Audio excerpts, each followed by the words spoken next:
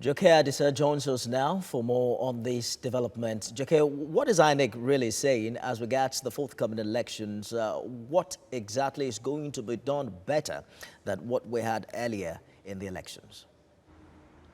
Yes, in 2019, we saw the persons living with disabilities, their community, they went in talks with INEC, and now today they admit that they made a remarkable progress in terms of their participation. They had high level of participation as far as the 2019 election was concerned.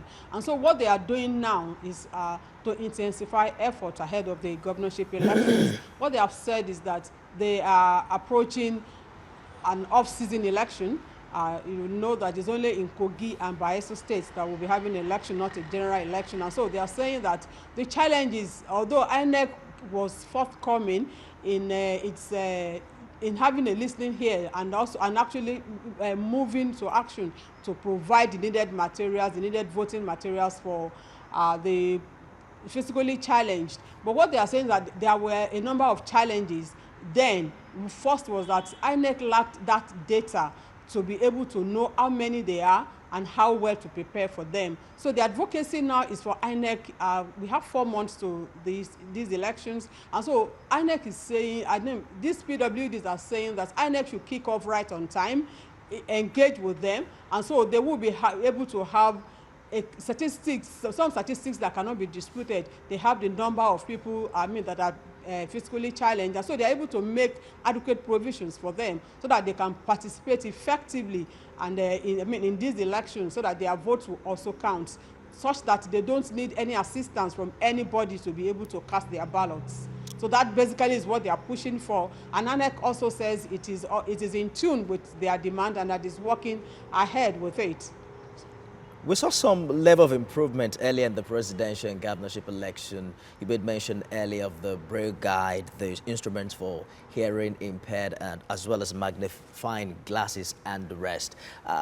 What measure of engagement are we expected to see in the next couple of months, especially when it comes to having a comprehensive data for people living with disabilities? Yes, that basically is what the PWD's community is pushing for. They want the engagement to start off, and what they want basically is for INEC to come up with plans that it has for them. How it is going to achieve this. They want also to be involved as groups working for persons living with disabilities. And so what they are asking INEC to do is to engage them, come out on time, so that they can begin talks, begin to see how well they can bring this about. You recall that even in the Osun elections, governorship election last year, they had the same engagement, and where we also saw the Braille guard, saw all of those things, and they admitted that it worked effectively. And so, but to also have a better record, a better outing, they are saying that INEC should start right on time.